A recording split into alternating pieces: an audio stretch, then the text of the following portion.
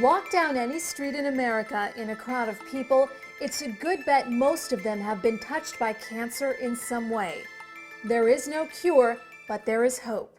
I'm so optimistic about the progress that's been made. We're just beginning to get the advanced technologies to really understand the complexity and unravel the complexity. Detecting cancer early is the sole focus of Canary Foundation, a nonprofit with a clear goal to have simple blood tests which can identify and isolate cancer at its earliest and most curable stage.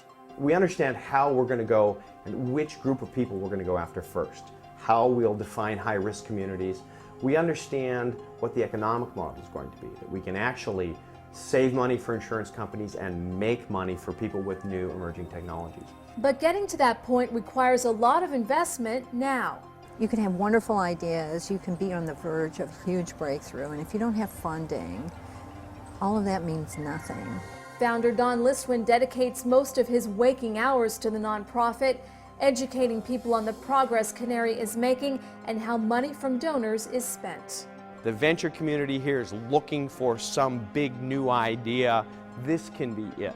Doctors, researchers, and philanthropists agree Canary's founder Don Listwin is the driving force behind the nonprofit's success. Don is just such an extraordinary leader, and he's so different from the academic environment, the scientific environment that we all come from. He's a godsend, you know, the guy is just an incredible spirit, he's a wonderful leader, and he has personally financed many of us to get the work done. The former high-tech executive became interested in early detection after a painful loss in 2001.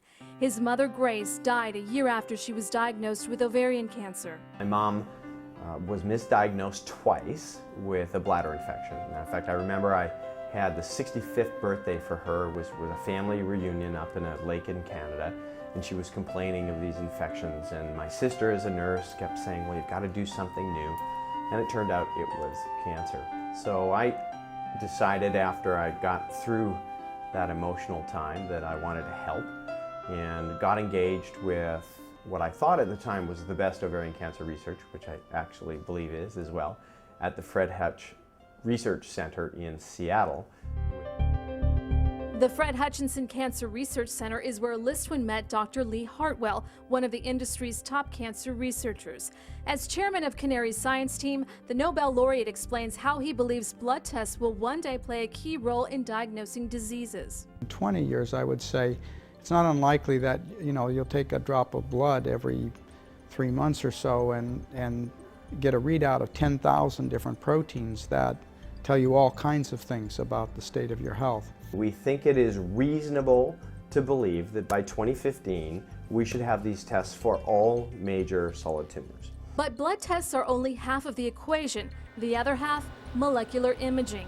Stanford University's Dr. Sam Gambier explains how it works. That's the area where you inject molecules into your veins. The molecules wander around your body, and wherever they find cancer, they latch on to the cancer, and then they send an imaging signal out of the body. When doctors image a patient, instead of seeing the anatomy, they can see where the cancer is located and whether it's active. So it's a molecular image as opposed to an anatomical image. Canary helped give Stanford's program quite a boost earlier this year with a generous gift. We are making a gift of $7.5 million to Stanford that will be matched by $4 million from Stanford to create an initial center of excellence here. Listwin made the announcement during Canary's third annual symposium. The event is unusual for the medical community because it brings together more than 150 experts from all different disciplines. As tumor cells replicate and divide, they become increasingly different from the cell that they originated from. Karen Abbott is a postdoctoral associate at the University of Georgia. Canary has funded her salary for 3 years. She says Listwin's model for running the foundation is accelerating science. Scientists in general are introverted and typically stay in the lab and do their experiments, and we're not really social. So he's a businessman with a social experience, and bringing that to scientists and showing us what it can do, I think is a real gift. Listwin and Hartwell collaborated on how to bring a team of brilliant and hardworking people together. Listwin's experience as a company leader with high-tech giant Cisco prepared him well for the challenge ahead. In the early days, we met every 6 weeks, and it was very important to get the teamwork going together. And that's when it really struck me that what I was copying was the early DARPA, the Defense Agency's model for building the prototype internet. Once they got the team in place, they wasted no time getting funding to the people who needed it most. We made sure that it was very easy and very quick to make proposals and get funding.